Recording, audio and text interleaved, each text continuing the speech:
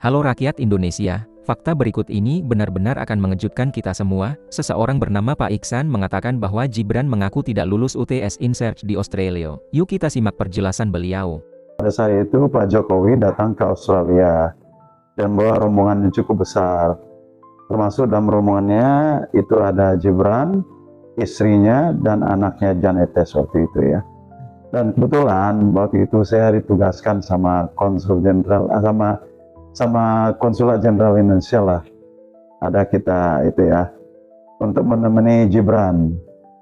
Saya pakai mobil saya, kita bawa Gibran keliling kota Sydney, ke Opera House, ke Queen Victoria Building, Darling Harbour, ke Bondi Beach, terus keliling-keliling kemana-mana kan ya. Antara dia belanja juga ke Pitt Street Mall. Saya ingat Gibran beliin sepatu buat Jan Etes waktu itu ya. Ya, dia beliin sepatu buat Jan Etes dan terus saya bawa jalan-jalan lagi.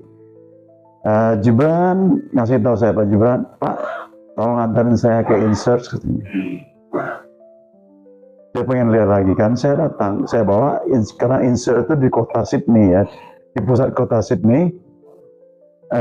Terus saya bawa sana, iya dia bilang sama saya pernah sekolah di situ dulu, tapi nggak lama, nggak lama, tapi nggak selesai, dia nggak lama, terus dia pulang ke Indonesia.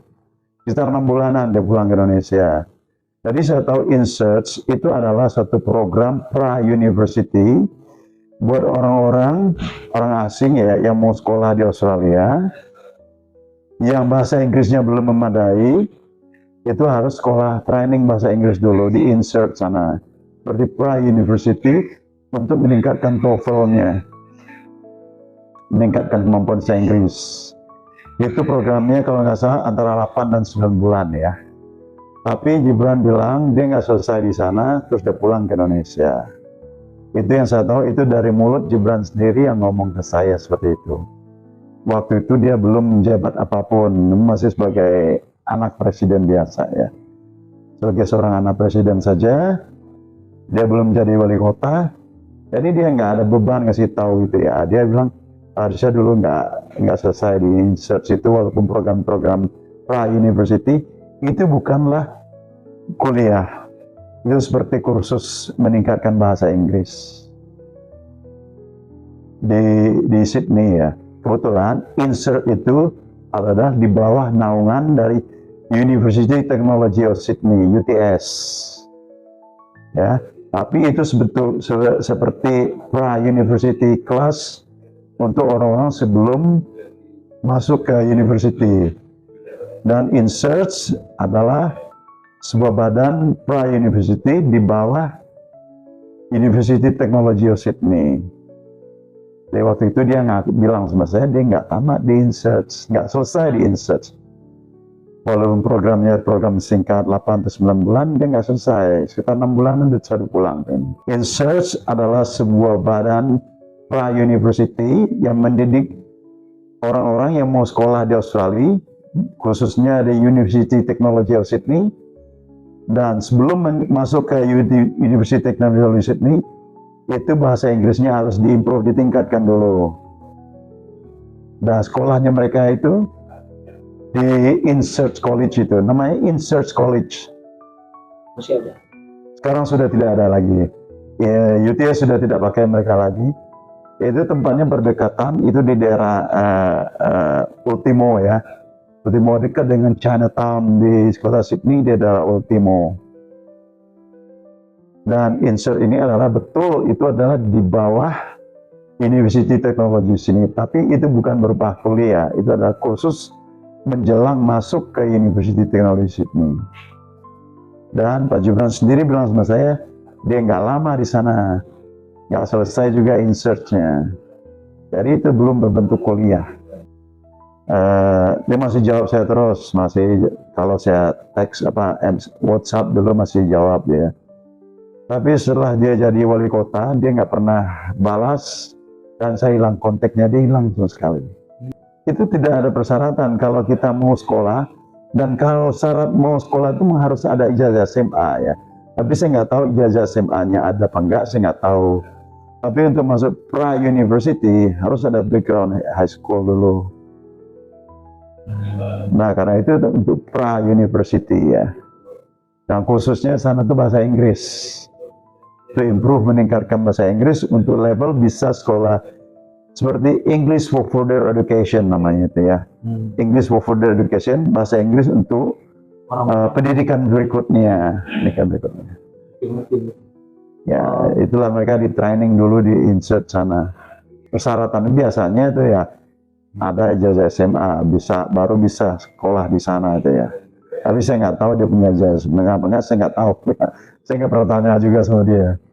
Hari saya jalan sama nganter Pak Gibran deh kemana-mana ya. Ya, memang Pak Gibran ini kan orangnya sangat hemat sekali dengan berbicara ya.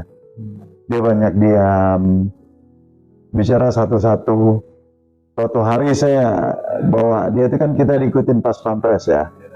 Kita selalu diikuti, mobil saya itu selalu diikuti mobil pas pampres. Karena mungkin pas pampres itu juga sopirnya itu ya pegawai konsulat jenderal Indonesia di Sydney. Nah, supir itu mungkin ketinggalan di lampu merah, saya udah jalan duluan. Mereka telepon saya terus, kan di mana Pak, di mana Pak? Saya kan, Pak Gibran bilang saya, nggak usah dijawab katanya. Dia bilang sama saya nggak usah dijawab katanya. Dia juga waktu itu nggak pengen ya diikutin terus sama pas pampres. Ya. Karena dia ngomong saya gitu, nggak usah dijawab Pak. Tapi orangnya betul ya, sangat hemat sekali dalam berbicara. Dan pernah saya tanya dia mengenai keadaan saya, dia banyak jawabnya tidak tahu. Banyak tidak tahu jawabannya. Yang saya tanya itu pertama dulu ya, karena itu kunjungan ke Australia, kunjungan Indonesia ke Australia. Presiden Jokowi berkunjung ke Australia. Saya tanya dulu, bagaimana sih hubungan ekonomi antara Indonesia dan Australia? Gitu. Apa kira-kira yang bisa ditingkatkan ini? Gitu. Dia banyak nggak tahu. Saya tanya, ini bagaimana Indonesia dan Australia hubungannya? Kan saya sebagai penduduk Australia. Bagaimana? Saya kan juga pengen ya hubungan antara Indonesia dan Australia itu baik ya.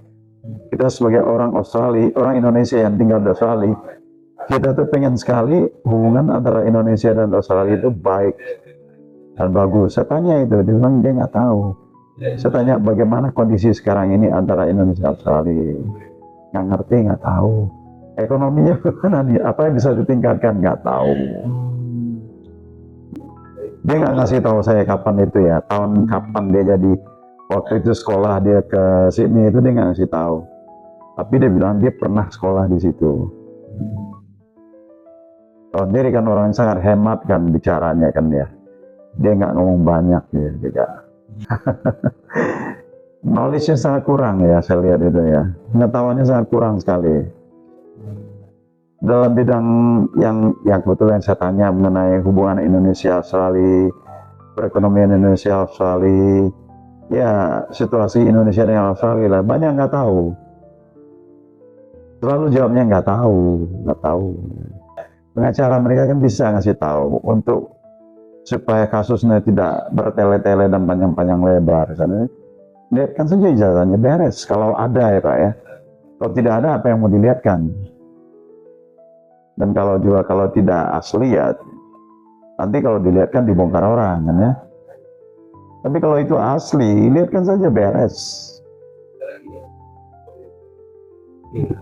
Dan semua sekarang kan semua pejabat negara itu punya apa namanya? Rakyat berhak mengetahui ya apakah pejabat negara itu punya dalam hal ini ijazah asli dan palsu itu ya. Menurut penilaian pribadi saya gitu ya, penilaian pribadi saya untuk jadi seorang wakil presiden ya sangat belum pantas, nggak cocok lah ya. Waktu saya bicara langsung sama dia itu banyak tidak tahu dan banyak diam dan saya lihat sendiri orangnya nggak pintar gitu kan. Saya lihat itu ngomong langsung sama dia itu banyak ya. Isn't the type of leader. Itu bukan ya, he's not a leader. Ya mereka tahunya kan itu kan hasil perubahan konstitusi ya. hasil perubahan konstitusi bisa Gibran masuk jadi calon wakil presiden. Nah, orang kan banyak yang tahu bagaimana cara perubahan konstitusi, orang tahu semua. Itu bukan rahasia lagi, orang tahu semua kan, dimanapun seluruh dunia, nggak Australia aja. Seluruh dunia orang tahu, khususnya yang ada diaspora ya. Kalau Indonesia Australia kan gak jauh ya, cuma 7 jam udah sampai kita di Australia. Terima kasih, saya hanya memberitahu apa yang saya tahu.